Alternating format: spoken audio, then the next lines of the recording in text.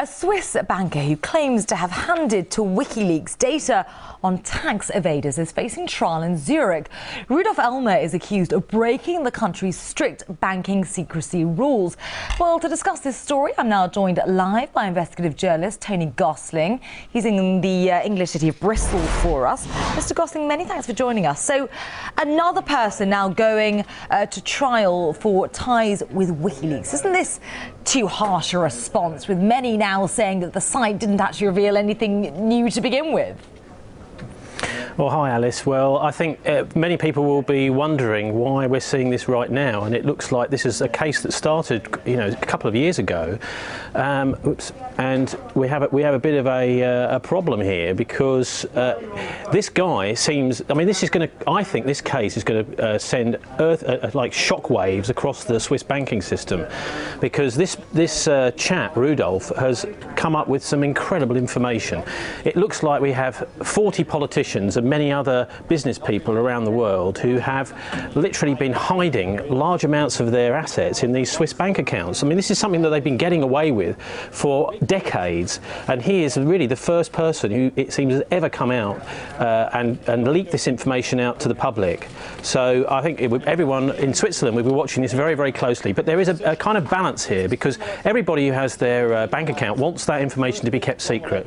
But I think that is really the basis on which this court case is going ahead. But here we have a different case where you've got many very rich, very powerful people with fantastic amounts of assets. We're talking about big corporations too, and those, I don't think you really should be treating those in the same way and looking and regarding their privacy in the same way as ordinary people, because there is I don't think there's much doubt here that there's massive tax evasion been going on, and the Swiss authorities have been too relaxed on it for far too long, and now they're going to get their comeuppance.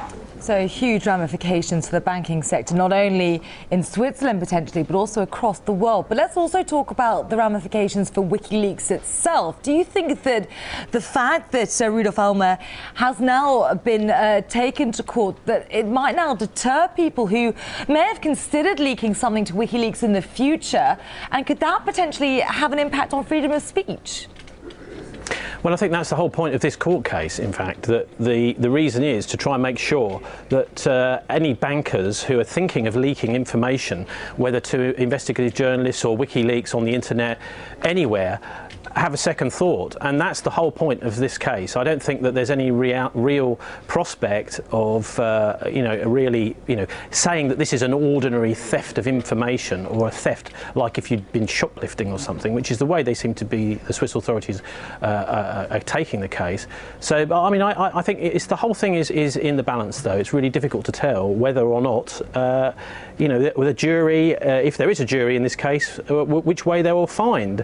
The idea is, of course, to try and make sure that no one else thinks of doing this, because it's uncovering a soft underbelly of this kind of facade of Swiss banking, that this is a very important, this is a very important institution people can trust.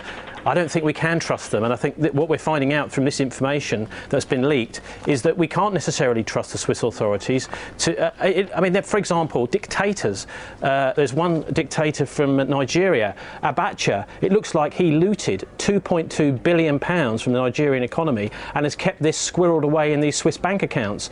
And I would like to have seen the Swiss authorities actually doing something about that. The fact that they haven't, I think, is absolutely reprehensible. So I would pat on the back Rudolf Elmer for doing this, and I hope very much that he is released at the end of this case, and that more is done to stop people evading tax by hiding their money and their other assets. That's not just individuals, corporations too, and hedge funds in these Swiss bank accounts. Some scandalous revelations certainly coming out from Elmer on all this. But of course, one of the questions being asked by the Swiss authorities themselves will be about Elmer's motivations in all this. Why do you think he turned to the internet and not to the police, to the Swiss authorities, as you say, as many think he should have done? Well, I think the facts speak for themselves. The Swiss authorities have a very strong vested interest in making sure that Switzerland is seen to be a very good place to keep your money secret. I mean, we've had this whole business for years of numbered bank accounts. What on earth is that about? A numbered bank account? Why should anyone need one? The idea, of course, is that people are manipulating, for example, trying to hide their identity. If, say, for example, a hitman is hired, obviously the thing to do is to use a numbered bank account to hire that hitman. This is outrageous, and I think the Swiss have really got to get their act in order, and hopefully this case will force them to do that.